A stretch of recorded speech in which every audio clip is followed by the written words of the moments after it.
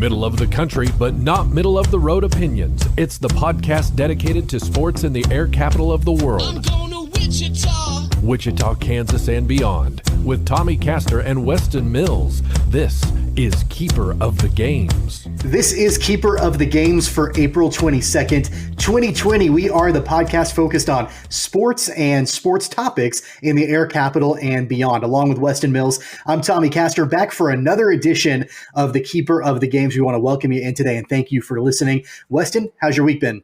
Man, it's good. I'm excited. I told you on the last podcast, I absolutely love the draft, so I'm getting excited.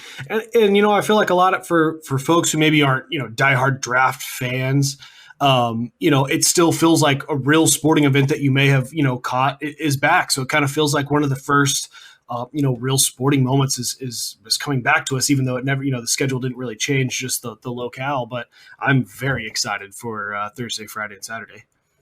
Yeah, it's one of the few normal sports events happening in this world that we live in right now. And so between the NFL draft and The Last Dance with Michael Jordan on ESPN, those are kind of the big sporting things that people are looking forward to right now. And of course, we mentioned, at the end of last episode that we were going to dedicate a lot of time to talk about this year's NFL draft, which again kicks off on Thursday. So we're doing the podcast a day early to make sure we drop that episode so we can talk about the draft and give you guys some updates on that for sure. Before we get started and talking about the draft, I want to remind you to hit that subscribe button, download and listen to all of the episodes of our podcast. You can listen on any major podcast platform out there like iTunes, Spotify, Google Play, Pocket Cast, Stitcher, and so many others. And of course, you can follow us on social media. Weston, I'll let you handle telling folks about our social media.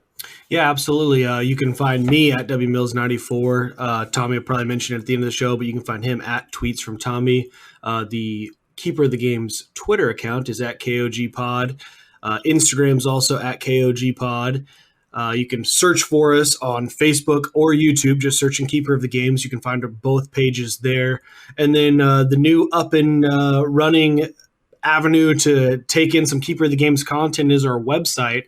Right now, it's kogpod.weebly.com. We'll move into having our own domain name soon, but for now, that's kind of where you can access our content. And I actually posted my latest mock draft on there. So we got all 32 teams picked there. You can log on, check it out. Just click the blog button when you get onto the website, and you should be able to find it.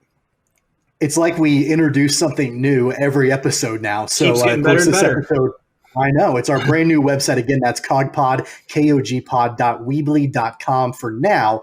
I would encourage you, if you're listening to the show right now, to pull up that webpage, go to the mock draft. That way it's in front of you as we talk about the mock draft that Weston put together a little bit earlier this week and kind of talk about some of the analysis inside of that. So with that, we've got, a pretty jam-packed show, not just talking about the draft, but some other big topics in store for us as well, including K-State football, Bill Self, the Wichita Wind Surge, and even some Rob Gronkowski news that we're going to talk about that broke right before we recorded this episode. So let's dive in and talk about the NFL draft, which, of course, as Weston mentioned, is going to be on ESPN beginning on Thursday, continuing through Saturday. So I know, Weston, you put a lot of thought into your first round mock draft with write-ups on every team, every pick.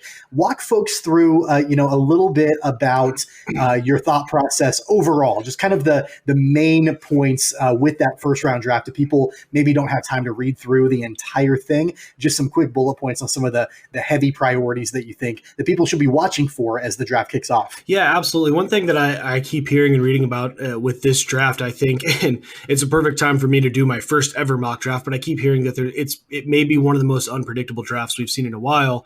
And the reason that is with all of the, you're going to have pro days, senior days, you're going to have in-team visits, those sort of things that aren't otherwise going on because of COVID. So you're going to have a lot different analysis from each scouting department, where often I think you'll get a consensus from these guys because, they're all these same scouts are around each other at the pro days, at the combine, when they're scheduling visits, they're talking with each other. And I think there's always a feeling that with each scout, they don't want to be the one to get it wrong. So a lot of times that consensus kind of forms, and that's what kind of makes it not easy, but easier to put together a mock and kind of predict some of these things. But I think with this year, I think you're going to have 32 teams with 32 different evaluations kind of all over the board. So one thing that I really wanted to do when I put this together is focus more on not necessarily, I mean, obviously you have to evaluate talent at the position and where those guys are ranking. But what I think is often missed in these mock drafts are, hey, what has that team done in the offseason? Follow the money. Did they bring, okay, yeah, they needed a cornerback, but they signed 2 cornerbacks. They're paying, $15 million from off-season acquisitions for cornerback position. They're probably not going to bring a third guy into the room, with the draft. And I think that's something that often gets missed. And then also, knowledge of how these teams typically operate in with their past history. And we'll talk a little bit about, for instance, the Chiefs and how they evaluate the running back position, say, it's just not something that they put a high priority on. So using a first round pick on it probably doesn't make sense. And that's kind of how I went about, this process. And I know I'm being a little long winded here, but I think to get into the actual meat of this year's draft, I think Joe Burrow for sure is the number 1 consensus overall pick. I think the Bengals are going to take him. That's pretty much a lock. Same with Chase Young at number 2 to the Redskins. Incredible edge rusher, maybe one of the best edge rushers we've seen in a while out of Ohio State. I think he's going to number 2. That's pretty much no doubt. And then from there, I think that there'll be a lot of movement. I think there'll be plenty of teams that would prefer to trade back so that they've got more opportunities to gather picks and have more chances to get it right. I think the more picks you have, you assume, hey, if I can get, 4 guys, 5 guys that are serious contributors, I did my job. And so maybe they want more darts to throw at the board as opposed to only, moving up and getting one or two pieces that really work. So that's kind of the big picture. And I know I threw a lot in there all at once, but that's kind of what I got. Well, before we actually dive in and talk about specific picks and, specific teams, one thing that I think is going to be really interesting to watch that I've seen, a few people talking about on social media, some executives, and, of course, there's always those sources inside, a lot of teams. There is speculation this year that it might be difficult for teams to actually sign undrafted free agents because of the world that we're living in right now, which would lead me to believe that there's so much more of an emphasis on making sure you're drafting well. There are always going to be diamonds in the rough as undrafted free agents that turn, into superstars and, long time, NFL career guys. But that might not be the reality for this season, for this, this draft. So I think that means it's so much more important to make sure that you're drafting correctly and drafting, appropriately as the next few days roll on. So that's going to be interesting to keep an eye on. You mentioned how Joe Burrow and Chase Young are pretty much locked at this point. I don't think you're going to see much difference in anybody's mock draft for those first 2 picks. But one competition, I guess you could say, that has been really intriguing to me has been the quarterback competition behind Joe Burrow. What team is going to pick Tua Tagovailoa? What team is going to pick Justin Herbert? What is that going to look like? Will there be teams that will trade up to try to grab, these particular players? Now, you have in the draft, you've got Justin Herbert going to the Dolphins. You've got Tua Tagovailoa going to the Chargers, which, that's interesting to me because I know that opinion has shifted some in the past, but there's still part of me that wonders if the Dolphins are going to want Tua and they've got a chance to draft him, before Herbert. Your thoughts on that? Yeah. And for purposes of putting together the mock draft, it's kind of hard to show your work on trades, but essentially and you kind of get into the meats of what I was writing there. I do think the Chargers actually have to move up to number 3 with the Detroit Lions to actually take Tua ahead of Miami. But I guess the reason why I think that happens, because I think to your point, I think, we're all still talking, hey, is Miami going to move up to 3 to go ahead and get Tua? And I've just heard a lot about, Miami actually prefers Justin Herbert. I actually prefer Justin Herbert to Tua. I think Herbert's going to be a much better prospect, and it's a lot of speculation about size, arm strength, those kind of things. And I know we've started to kind of push away from hey, this guy's too short to start. But I just haven't seen Tua make big throws in big games, and I'm sure there'll be plenty of people who want to slam me with that. But I feel like they talk about how accurate he is, and that's kind of what has created this hype of Tua. Well, it's not as hard to be accurate when your wide receivers are some of the best in the SEC and have 3 yards of separation at all times. And then it seems like I think the bigger games that I've watched him play in, and not that he's been bad by any means, I just haven't been impressed. I think Herbert might actually be the better NFL prospect, but I do think the Chargers, I think they like Tua. I think there's kind of, again, that fear of we don't want to miss out on what everyone's talking about, which is why I think Tua becomes the second quarterback off the board, and the Chargers have to move up to 3 to go get him. I think it's a little interesting that you've got, these 3 quarterbacks. And of course, everybody talks about, and Joe Burrow is a lock at number 1. I think most folks, realize that and know that. But then you've got the race with Tua and Justin Herbert. I misspoke. I do see on your draft how the Chargers have to trade up to number 3 to get him. But I think it's interesting that then you go a ton of picks before you get down to Jordan Love, all the way down at number 22 with the Colts, before you have another quarterback taken off the board. I wonder if there is really that much disparity between those 3 prospects and then a guy like Jordan Love, who, is a solid quarterback. And I think, from what you're saying in your analysis, the Colts do see him as the quarterback of the future too for Indianapolis.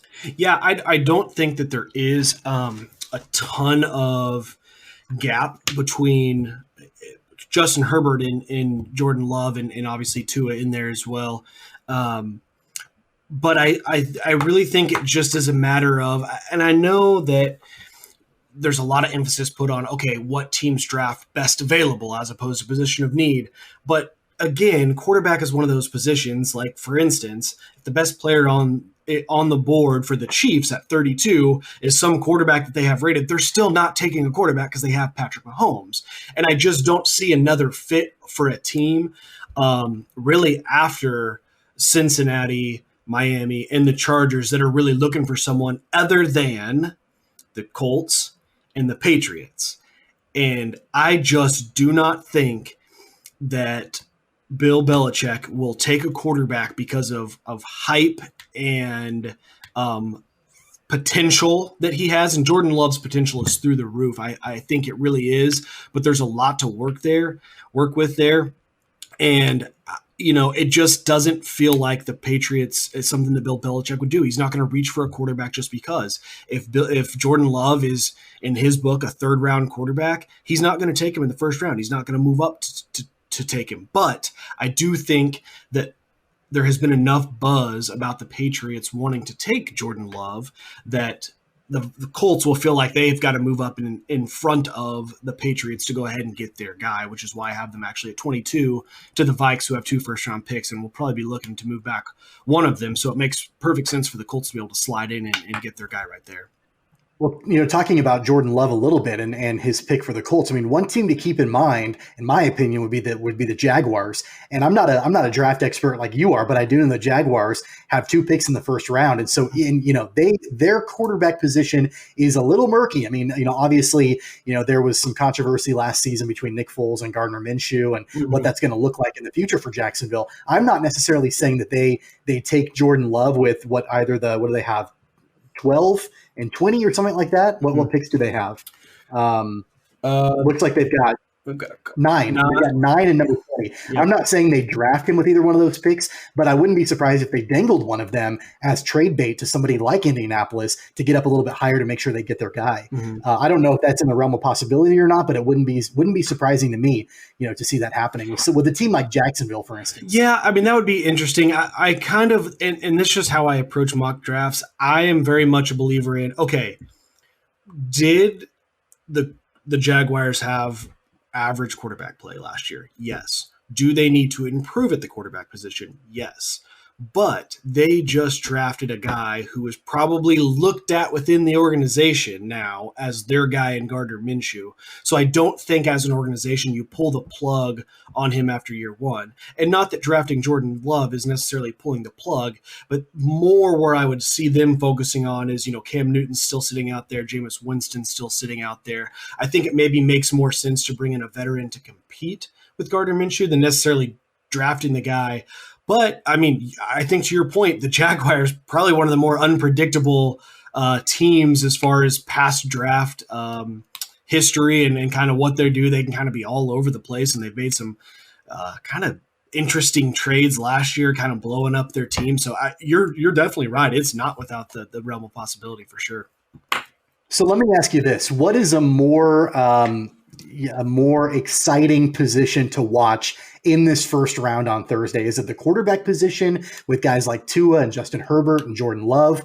Or is it the wide receiver position when you've got guys like CeeDee Lamb and Henry Huggs and several other guys who are pretty dynamic receivers that are on the board that could very well be taken by several teams in the first round? In your mind, what's the more exciting position to watch? You're not going to like my answer because I think it's offensive tackle. So maybe that's just for me. I think that I only gave you the two choices. There's about 4 or 5 offensive tackles, and I think any of them could go 1 through 5. But I think probably, I don't know, the quarterback position is always exciting to kind of see where those go, because that feels like when you draft a quarterback as a franchise, the fan base feels like there's new hope. It's a new era, this and that. But I think the wide receivers, I think kind of the same thing there as I just mentioned with the tackles. I think there's 1 through 5 that maybe everybody kind of, you've got Jerry Jeudy, you've got Justin Jefferson, you've got Henry Ruggs III, you've got I'm drawing a blank on CeeDee Lamb, but I'm drawing a blank on Ayok's first name out of Arizona State. I think Brandon Ayok. That's right, or if I'm even saying that right, Ayok. But I think all 5 of those could be interchangeable. I would not be surprised to see any one of them go first or any one of them end up as the 5th receiver off the board. So I think maybe there's probably a little bit more excitement in the wide receiver position, probably so than the quarterback. We obviously want to talk, about the Chiefs and their pick at number 32 here in a little bit, but we also want to focus on the division, on the AFC West a little bit. And you've got, we obviously talked about the Chargers, them trading up to get, Tua Tagovailoa at number 3. So we've already talked about them. But of course, you've got Denver and you've got the new Las Vegas Raiders. Both of them, you've got projected to take 2 of the most dynamic wide receivers in the league right now. You've got the Raiders taking CeeDee Lamb out of Oklahoma, and of course, the Broncos taking Henry Huggs the third. And my question to you is, there were reports out there earlier this week that the Chiefs could be persuaded to trade up to a pick in the 20s if Henry Huggs was still available because they love his speed. Henry Ruggs. Would trade up to get him because of his speed. Your thoughts on that? I mean, obviously you don't have the Chiefs doing that and trading up and picking him. Do you think there was any truth to that rumor, or just, some people were throwing around? I think you set this up perfect, Tommy, because as we're talking about the AFC West, it is smokescreen season.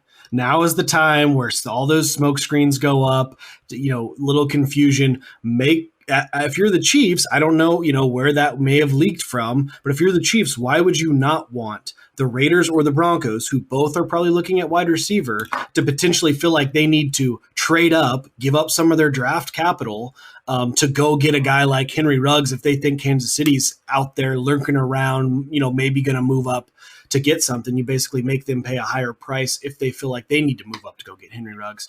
So I don't see it at all for the Chiefs. Absolutely. I mean, would they consider if he's at 32? I think so. I mean, he's an incredible talent. But I think the Raiders, and I actually had the Raiders taking Henry Ruggs the third in my kind of the original time I drafted this up. That just feels like a very Raiders pick to go get the trendy, incredibly fast wide receiver. But I kind of had to back myself off and say, okay, this is a new Raiders era with Mike Mayock and John Gruden. I think they're much more, check the tape, watch the game film type evaluators. And ultimately, that's why I think I have them taking CeeDee Lamb. I mean, he had incredible production at Oklahoma, and that fits more, I think, with what Gruden and Mayock are looking for. And then really, I think, the Broncos taking Henry Ruggs probably is more a product of best available at 15. Obviously, I think that they need a wide receiver, but I think also they need help in the secondary. So you could certainly see him go that route as well. But, like I kind of mentioned in the mock draft, I think the intrigue and speed of Henry Ruggs will be too much for John Elway to pair with Drew Lock there and Cortland Sutton for that matter in Denver. Well, you look at both the Broncos and the Raiders, and in past seasons, both teams have moved away from their star wideout. Oakland moved away from Amari Cooper a couple of seasons ago. Denver moved away from guys like Demaryius Thomas and Emmanuel Sanders. So both of them, are looking at, seems to me to fill that void of a young, dynamic wide receiver. And both of those guys are. I mean, you look at CeeDee Lamb, obviously we're in Big 12 country, here in Kansas. And, like you mentioned in your mock draft, and I agree with this, all CeeDee Lamb did when he was in Norman was produce. Every time you were watching an OU game, CeeDee Lamb was the guy that was, getting the football. It didn't matter who was throwing the ball to him, whether it was Jalen Hurts or, somebody else. I mean, CeeDee Lamb was the guy that was producing, for that Sooners team. So, I think that appeal, especially, for a team in the AFC West to get a guy like CeeDee Lamb, or, for the Raiders to get a guy like Henry Ruggs, I think will certainly help. And especially, like you mentioned, in Denver, a guy like Drew Lock, who has needed some more support around him, I think, to grow as a quarterback. So those picks for sure will be interesting in the division for the Chiefs. And then obviously all the way down at number 32 for now is where the Chiefs stand. And, I think that there are some Chiefs fans out there that, I think are saying, all right, well, we're picking 32. That's great. Doesn't really matter all that much. We don't really get a high first round draft pick. But I'll tell you, there are some big name historical players that have been drafted at 32. A guy named Lamar Jackson was drafted at number 32. A guy named Drew Brees was drafted at number 32. I'm not saying that the Chiefs pick will be, a cornerstone of the franchise for a long time, but it still is an important pick. And how about you walk folks through who you think is going to be being taken with that first round pick for Kansas City? Yeah, absolutely. And that's the best part about where the Chiefs are sitting right now, is that they don't need number 32 to be, a big time impact player. The team will be improved and have just as good an opportunity to run it back for another Super Bowl if they can find a guy that can fill a role. And I think that's what they find in Jeff Gladney out of TCU. He's a very quick, speedy cornerback who did a heck of a job at TCU covering. He fits very well at Steve Spagnuolo's defense. He projects as a slot corner. So obviously you're going to have, basically what you'll do is you'll have Bashad Breeland and Travarius Ward starting at, left corner and right corner. And I'll be honest, I actually don't know if they flip-flop or if they stay true left and right. Some teams will flip-flop their corners, to strength or wide receivers. I don't think that they do that. I think they have a true left and right corner. And then a lot of times, really any team in the NFL these days, they'll play defense out of the nickel package, which essentially throws a third cornerback and takes a linebacker off the field, or sometimes a defensive lineman, and throws an extra corner on the field, and they will line up in the slot and kind of guard or defend, man up, depending on what they're running, sometimes zone, but obviously they'll man up a lot with the slot wide receiver, who's often speedy, quick, runs quick routes. Kind of obviously you saw McCole Hardman, played out of the slot some for us this last year. I mean, that's the kind of wide receivers that typically fit that role. And so Jeff Gladney, I think, would be a fantastic addition there. I think there's a couple of guys to keep your eye on, like if Christian Fulton out of LSU falls, I think he is more of an all-around corner, and I don't think the Chiefs would pass on the opportunity to take him. But I think Jeff Gladney really fits a specific role for what the Chiefs can do, and bring him in and have him do at a very high level that one role from day one. I don't think they have to teach him up or go through any growing pains. I think he can step in and play that slot corner right off the bat. With that being said, there's a lot of talk of the Chiefs wanting to move back. And as we talked on the last podcast, I said, there's a difference between wanting to move back and then being able to find someone who's willing to pay the capital to move up and get it. If the Chiefs do move back, Jeff Gladney, I think, is still one of those guys that they could move back and take at 40 or 42. I think he would go before the end of the second round, but if they, can just move back into maybe one of the more, top 10 picks of the second round, I think they could be able to still grab a guy like Jeff Gladney. Another guy that I mentioned in the write-up is Bryce Hall out of Virginia, and he would have been probably a top 10 pick had he came out and been in the 2019 draft, but he decided to come back another year at Virginia, and I think it was like 4 or 5 games into the season, had a season-ending injury, and I think it was his ACL, but I'm not positive on that. But also another guy, incredible talent, that the Chiefs are afforded that luxury of not needing anyone to come in. And I mean, if they have to go with the guys they have, they're a Super Bowl contender just with the squad they have. So if you can bring in a guy like Bryce Hall and get him at 32, or they move back and get it 42, or maybe they just take it with their second round pick, he's a guy that can, if it takes him a month, 2 months, 2.5 months to get healthy, or, maybe a month to get healthy and a month to get up to speed with what's going on in the NFL, that's fine for the Chiefs. They've got that luxury. He could be a very good piece for the Chiefs, whether it's move back in the first or maybe even in the first. They don't want to have an opportunity for someone else to snatch him up, depending on kind of what they're hearing everybody else is saying about Bryce Hall. And what's the goal of trading that pick away? Is it to get additional draft picks for later in this year's draft or in future years? Well, I mean, what are you thinking about that? I mean, do you think it's to load up on late round draft picks potentially this year or in the future?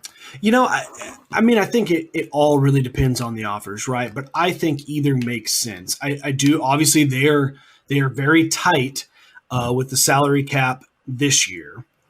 So obviously trading for future picks makes sense there.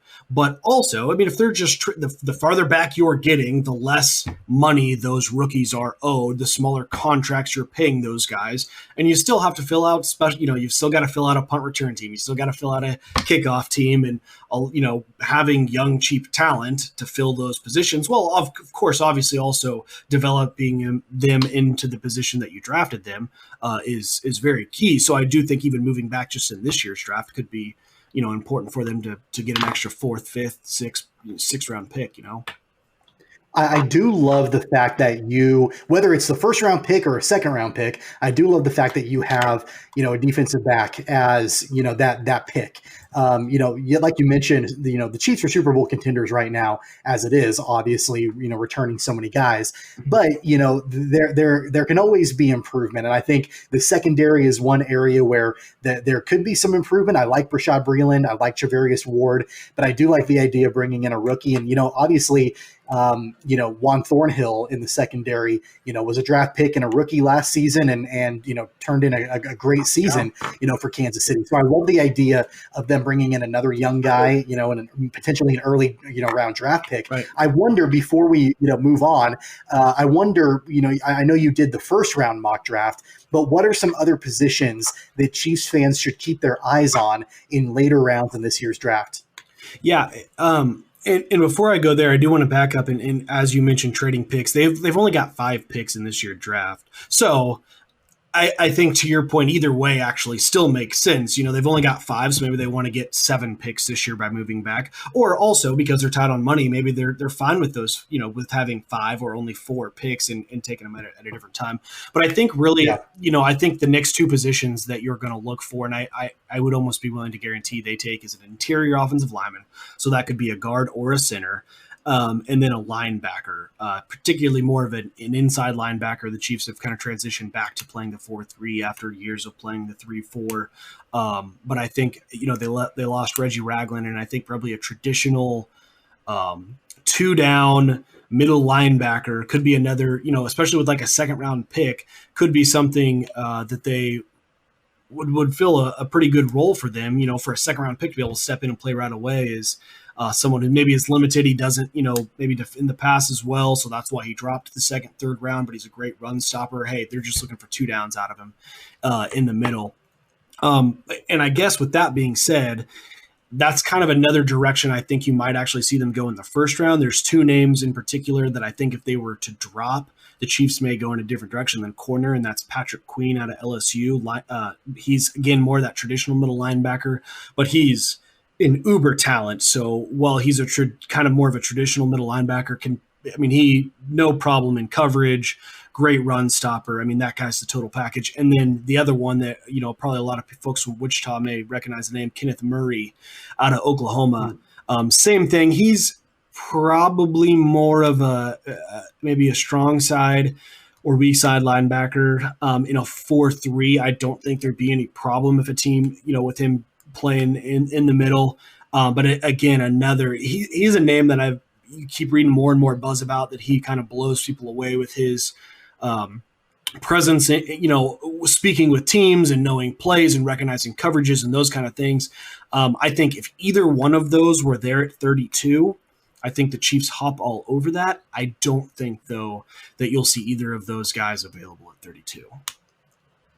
Yeah, it'll be interesting to see, what direction they tend to go, in this draft. I mean, like you mentioned, there are so many different options out there, Yeah. Even completely trading out of the first round entirely, and what direction they go. But I do think, and I know you mentioned this on the last episode, how nice is it that we're talking about the Chiefs with these kind of luxuries of they don't really need anybody to, really fill any major gaps. So that'll be interesting for sure. The other football topic that I want to get to before we wrap up this topic is the story that set the world on fire yesterday, and that was the news that Rob Gronkowski is coming out of retirement, traded by the Patriots to none other than the Tampa Bay Buccaneers, and he'll be reunited with Tom Brady down in Tampa. It set the world on fire. I know my Twitter was going crazy when it happened, and with reactions all across the sports world. I guess first and foremost, before we talk about the draft implications on this trade, let's talk about your overall reaction to the fact that Gronkowski is now out of retirement and he'll be playing with Tom Brady in Tampa. Yeah, I mean, it made sense for everyone for this trade. I mean, basically, from what I read, Rob Gronkowski said, hey, I'll come out of retirement, but only for the Bucs. So really, there's no reason for the Pats to not make that trade happen because it's just free capital for draft capital for them. Plus, they had $10 million on the books for Rob Gronkowski this year, anyways, because of the retirement. So I think of course, it's a perfect fit. The guy's, I think, 31. I mean, he's still got a lot left in the tank. Now he has been hurt a lot, so to come, expect him to come in and play a full season plus any type of playoffs they make, I don't think that you should probably expect that. I would imagine whether he's, really actually has an injury or just is kind of hurt, they kind of, take it lightly with him a few games. Maybe he sits out or has limited snaps. I would anticipate that. But I mean, the guy can still bring it. There's no doubt about that. He has lost a bunch of weight. And from another source that I saw on Twitter, suggesting that Bruce Arians actually likes that he's lost weight and actually kind of sees Gronk really utilizing him more split out and only kind of blocking when they need him to, and almost more, he's going to come back as a wide receiver. I mean, he's still such a big frame, even with the lost weight. I mean, he's going to be, still play like a tight end per se, but I mean, the guy moves so well. I think they're going to be pretty unique in how they move him around the field. And Tom's going to find ways to get him the ball. It makes me wonder how long ago this was in the works. I mean, obviously when you've got, Tom Brady making his decision when he did, I mean, Tom is probably reaching out to a bunch of different people. There were rumors that he had talked to Antonio Brown about joining him down in Tampa. I'm sure as soon as he, signed that contract, he was on the phone with Gronk saying, hey, you want to come down to Tampa, and play with me for at least one more season, if not longer. And, so it's not shocking to me whatsoever. It is a little surprising. And this kind of, I want to make a kind of a draft reference here a little bit. You mentioned before about how, teams, whether or not they should draft based on best available player or the positional need. Clearly, in the case of Tampa Bay with this trade, it wasn't about positional need because they've already got Cameron Brate and O.J. Howard. It was basically, hey, we want Gronk for Tom Brady down here. Yeah. So it makes me wonder what's going to happen with those other two tight ends. I think Cameron Brate's probably safe, but that makes O.J. Howard expendable. And he was one of those guys that you had originally said would be a fit for Kansas City. It doesn't look like he's going to end up in Kansas City, now that the Chiefs have Ricky Seals-Jones. But it makes me wonder if O.J. Howard is going to be on the move. Yeah, I think it's all but certain that O.J. Howard's on the move. They hardly utilized him at all last year for whatever reasons, whether he wasn't getting along with Arians or just wasn't finding his role within the offense. I don't know, but I think it's all but certain he's on the move. And as far as, really what they do in the draft, when I heard about the trade, I kind of thought, okay, well, what does this mean?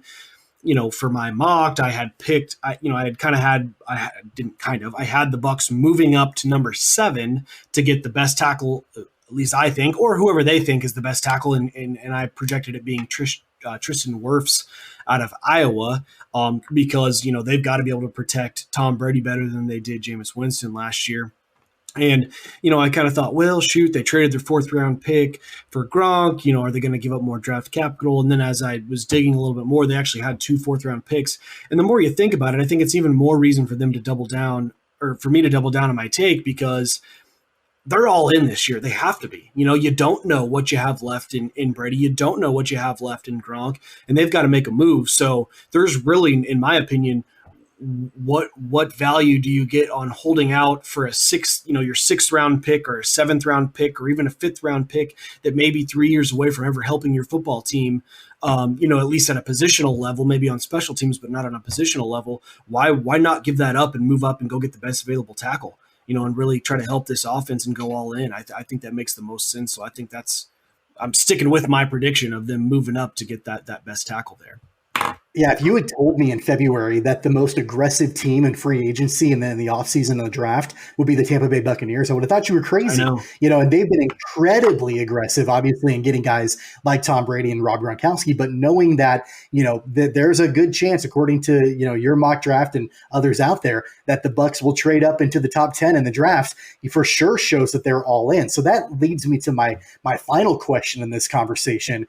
What are your projections for the Bucs? I mean, there are people who are already maybe not crowning them Super Bowl champs, but at least saying they're going to make it back to the Super Bowl, maybe even playing a team like Kansas City. I mean, do you think that with this reuniting of Brady and Gronk, plus their existing weapons that they have, and a potential high first-round draft pick, do you think that we see these guys in the Super Bowl come February? Yeah, I mean, I think you have to take that serious. I'll at least say that.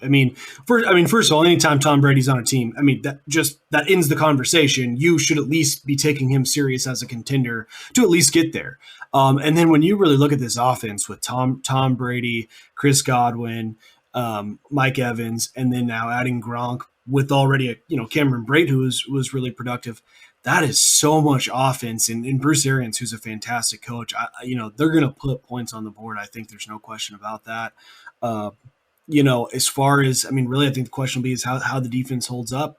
Can they produce at a high enough level to get them there? But, I think at this early stage, I will at least say you have to take that conversation serious, that they really may be, in contention to at least get back to the Super Bowl and, possibly, even win it. When you got Tom Brady, that's always a possibility. I think there are a couple NFC teams out there that would take exception to that. I'm looking at, 49ers who were, as complete of a football team as you can have, to represent, the NFC. Then you've got a team like the Saints, which, Drew Brees is coming back, it sounds like, for one more season, and he's going to want to make one more run at it. And they've got an incredibly talented team as well. Those are just a couple of the teams that I know will, stand in the way. But I'll tell you, as far as a, divisional matchup, I love the fact that you've got Drew Brees and Tom Brady in the same division now. Yeah. And the fact that these teams are going to get to face each other twice, over the course of the regular season, that's going to be must-see television for sure. And I think it's going to be a lot of fun. Yeah, absolutely.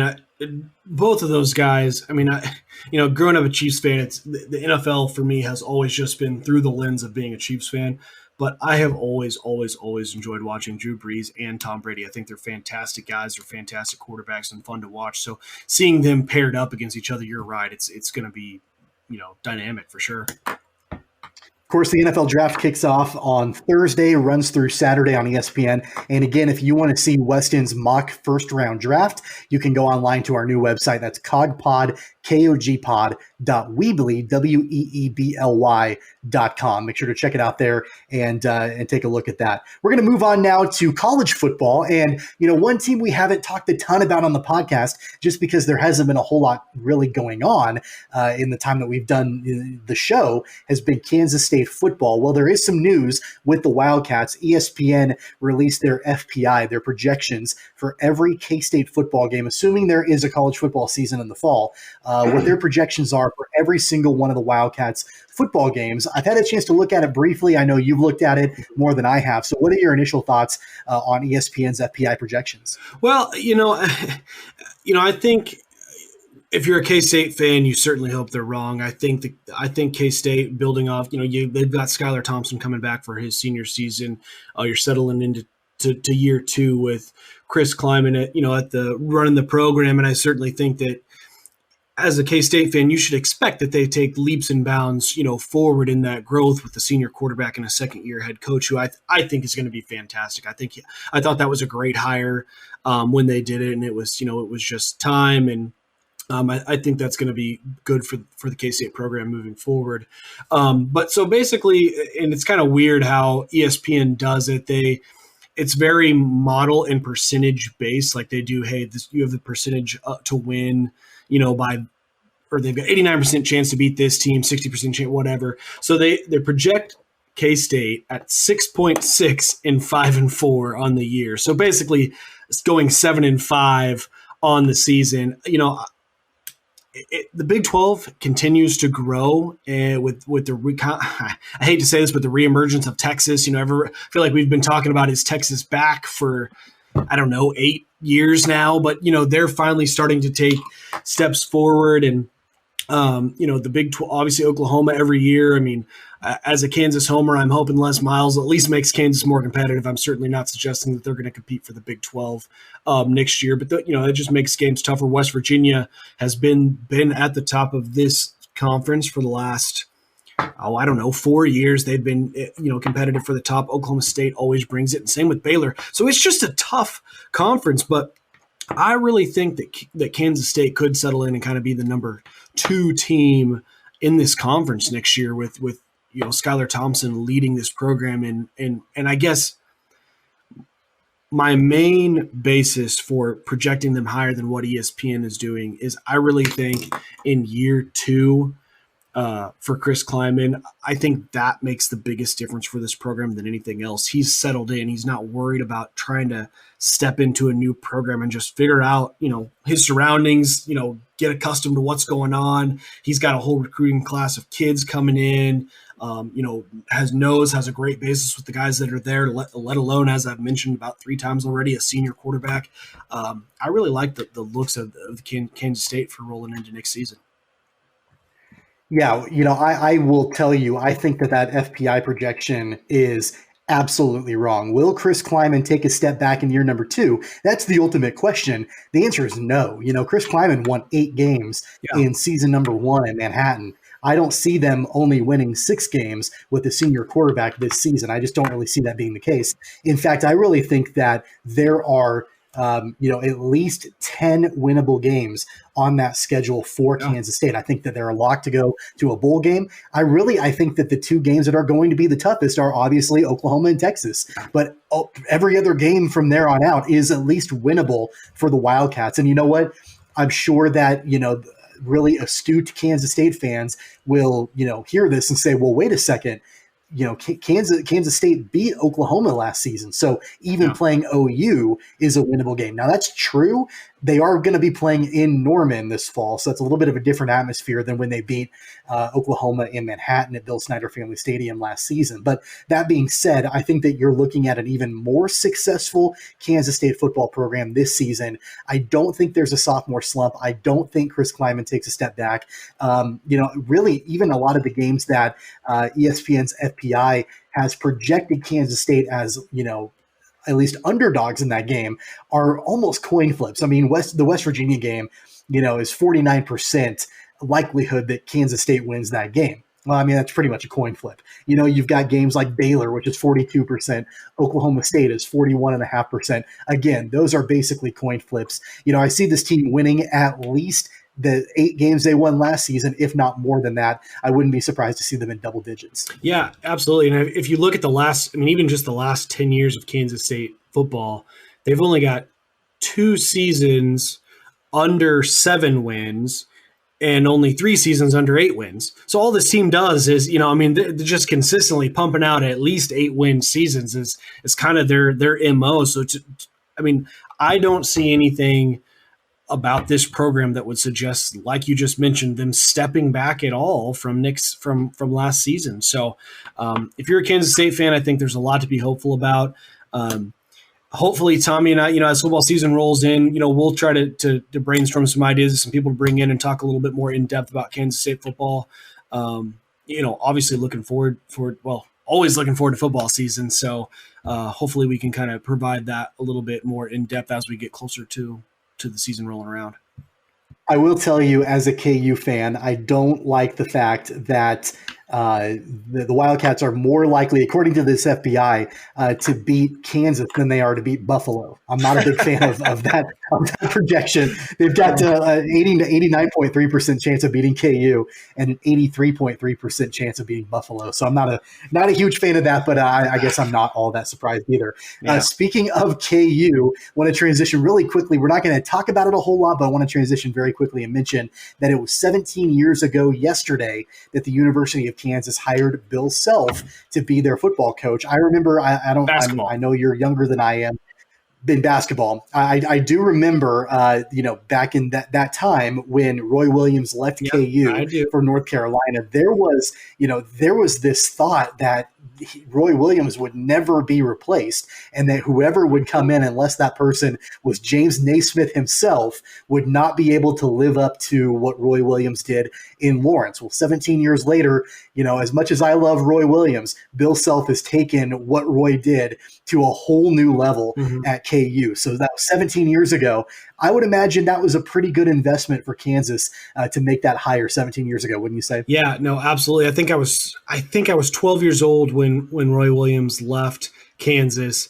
And, I did probably like any other 12-year-old sports fan did. I think I pouted for an entire day, was just so upset. I didn't understand why Roy Williams would leave the University of Kansas for North Carolina, even if he went to school there. It didn't make any sense to me. But Bill Self has done nothing but win. I mean, I feel like every time you watch a Kansas game, they're always throwing stats up about, whether it's, hey, Bill Self has more Big 12 championships than he does home losses, how many 20-win seasons he has. I mean, the guy has just flat out won every year. He's just a winner. I mean, he's won everywhere he's been, but what he's done at Kansas, when you combine his coaching ability with just the history of the program, has taken things to an incredible level for them. Well, and you look back on it, even after the first 3 years in Lawrence, there were still critics that were saying Bill Self is not the guy for this program. I mean, they went to the Elite Eight his first season, but that was mainly with Roy's guys. And then years 2 and 3, they were bounced in the first round by Bucknell and Bradley, and so, you look back on that and there were people, and I remember hearing people all over the place saying, Bill Self is not the guy for the Jayhawks.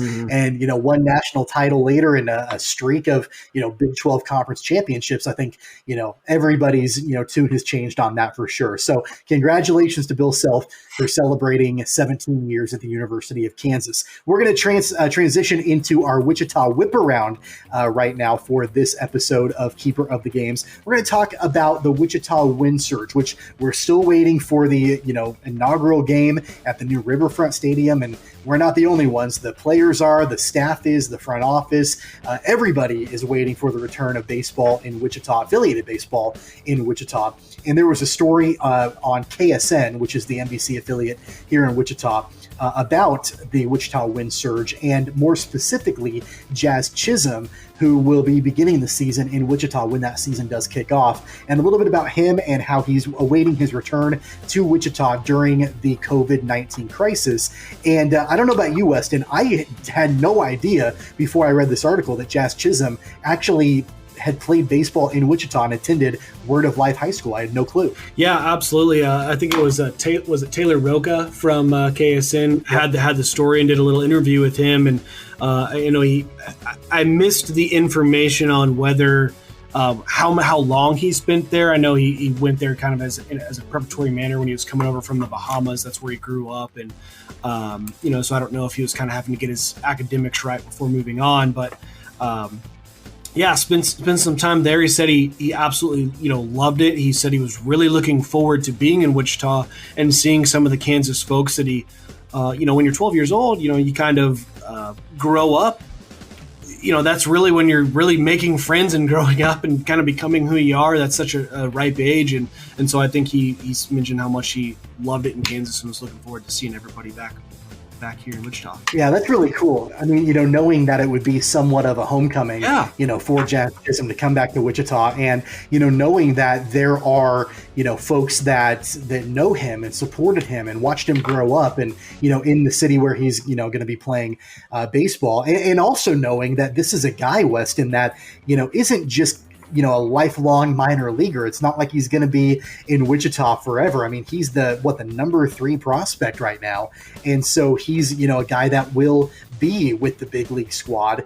So I think that's exciting to know that, not only is it a guy with Wichita ties, but it's a guy that is going to be representing Wichita when he makes it to the big leagues. I think makes it that much more exciting for Wichitans to come out and watch the Wind Surge play. Absolutely. And it's even more cool because when we did our little Wind Surge preview, I said that he was going to be the guy that I think fans are going to fall in love with, just from his playing style. So I think it is even when you add that, Wichitans support Wichitans, and his, even whether it was a year or 2 years or whatever it was, he becomes an honorary Wichitan by, playing some high school baseball here. And so I think even more reason why Wichita folks are going to just fall in love with this kid. He's going to be fun to watch on the field.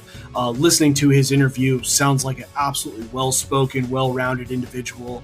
And then on top of that, speaks highly of Wichita and his time here. So I think he's kind of got the total package to be the fan favorite there at Riverfront Stadium. Absolutely. I had to get out the other day and run from the east side of Wichita to the west side of Wichita. So I'm taking Kellogg down.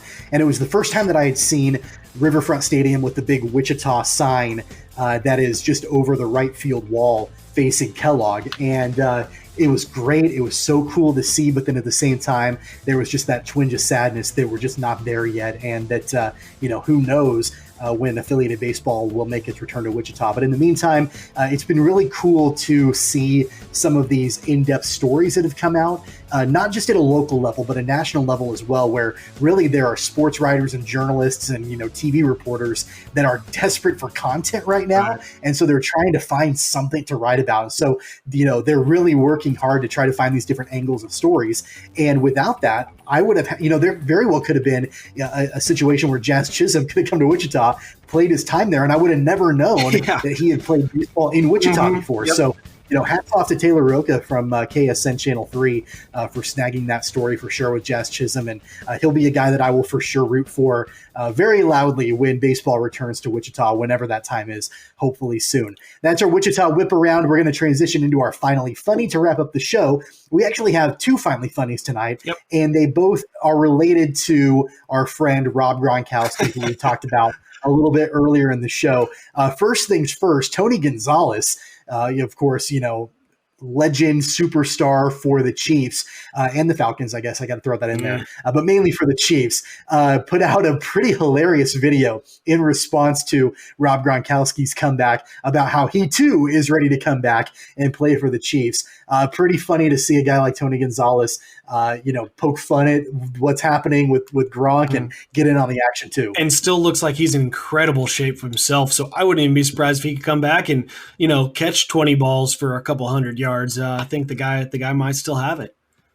Yeah, he may be a little bit more sore after each game that's right. Than when he was actually playing, but I think he could still probably produce for sure. So if you haven't had a chance to see that video with Tony Gonzalez, make sure we've got it on our Twitter. We can retweet that. That way you can go and check that out. That's at CogPod on Twitter. The other story with Rob Gronkowski and our Finally Funny that I want to mention, obviously the Twitter world was set on fire with the news that Gronk was coming back into the NFL and would be reunited with Tom Brady in Tampa Bay. But one thing that people have neglected to talk about as much is the fact that Rob Gronkowski already has a job. He is employed by the WWE, and not only is he employed, he's also the 24/7 champion? Is that champion? That's right. He holds the belt. So I guess the rules of that, the stipulations, I'm not a huge fan, but basically he has to wrestle anytime, anywhere. It's not just in the building when those shows are going on, correct? I think that is right. I've a little been disconnected with WWE over the last 15 years, but I think that is my understanding of this belt that he holds. I think it's a new thing that they created, but kind of cool. Yeah, so he's a champion for WWE, and as soon as the news broke that he was returning to football, the WWE put out a statement basically congratulating him for returning to football, going back to the game that he loves, but he also is still currently the 24/7 champion with WWE. So basically, in their statement, they said, hey, that's great, but he still has to defend his title anytime, anywhere, and that could easily be in the end zone in Tampa Bay during a game after catching a Tom Brady pass. How crazy would it be if somehow there was some sort of angle where there was actually a match that happened in the context of football? It would never happen. Roger Goodell would never let that fly, but how crazy would that be if that ever happened? That's exactly what I was going to say. Bruce Arians and the Bucs may have said, yeah, if you'll come play for us, that's fine. Do it. We don't care. But you're exactly right. It is old Roger Goodell probably put the kibosh on that. But Gronk is just, I mean, he's walking entertainment. The guy is so much fun. You got to be drawn to that personality, and pretty funny, cool story to come out of this crazy news that broke today. Absolutely. And speaking of Roger Goodell, by the way, I don't know if you saw this, and I didn't even mention this to you beforehand. Did you see the deal that Bud Light is doing for the draft? About how basically, Bud Light is collecting booze through Saturday. And all I got to do is tweet the hashtag Boo the Commish, and they're going to donate $1 for the NFL Draftathon up to $500,000, which is really clever considering that that's what Roger Goodell is known for, getting booed at every single draft. And now that it's virtual, those boos weren't going to happen. And Bud Light was able to find a way to make that joke, but also for a really good cause. So that's really neat of them. And cool because, I mean, obviously, Roger Goodell signed off on that, Bud Light being a sponsor, an NFL sponsor. So cool of him to just play along with the joke. And obviously it's for a good cause. So that was a pretty cool thing that Bud Light's doing. Definitely a good sport for sure. So that's our Finally Funny for this episode, and that's going to wrap things up for our episode as well. And don't forget, obviously, the NFL draft is happening Thursday, Friday, Saturday on ESPN. We do have that mock draft up that Weston put together. You can check it out on our brand new website. That's cogpod.weebly.com. We're going to edit that domain here in the next few days or so, but we'll leave it active during the draft. That way you can go there, you can check up on his mock draft. And I would be interested, Weston, in our next episode reviewing that draft and seeing how many of your picks actually came true. I told my wife, I said, you know what? If nobody reads my mock draft, it's still going to be fun for me just to do exactly like you said, to sit on my couch and be like, okay, I got that one right. Or, oh, shoot, I missed this one. Yeah. I've always said that I could do it. So now I'm actually, putting paper to pen and holding my feet to the fire on whether I could or couldn't. So it'll be fun. And now that you're part of the media, which we all know that we both are, you're basically a pundit now. That's right. And so really everything that we say should be, held to a pretty high regard. Right. And then when we're wrong, people can make fun of us too. So I think we ought to revisit it for sure. Right. And with that being said, if Brett Veach, if you want to reach out to me, I can throw some smoke screens out there. I'm going to be in the ear of a lot of GMs that will probably be checking my, what I'm tweeting about the Chiefs and what I've got on my mock draft. So you need me to put a smoke screen out. I'm ready for you. And by the way, I'm almost more interested in seeing how this virtual draft goes, technically speaking, than almost anything else. I mean, there's such a potential for a train wreck, and it sounds like some of the practice drafts that they've tried to do over the last few days, there have been some technical issues. So hopefully they have that all worked out. But I think I'm almost as interested in seeing how this virtual thing goes than actually the picks at hand. I think it'll be interesting to watch. Yeah. As I've said before, I am so excited. It's one of my favorite 3-day stretches in all of sports. I have no idea why, but I just love it. I do. So looking forward to it.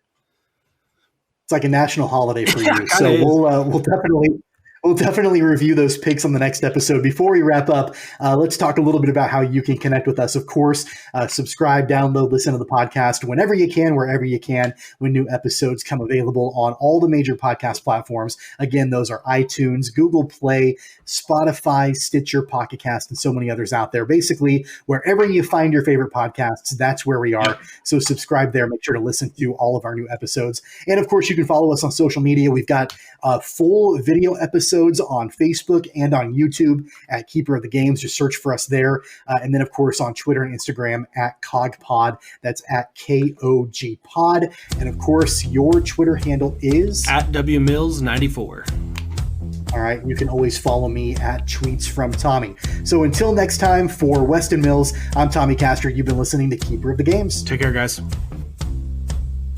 You've been listening to Keeper of the Games with Tommy Castor and Weston Mills. Don't forget to subscribe, download, and listen on all major podcast platforms like iTunes, Google Play, Spotify, Stitcher, and more. Find the podcast and videos on Facebook and YouTube at Keeper of the Games, and follow the podcast on Twitter and Instagram at COGPod. That's KOG Pod.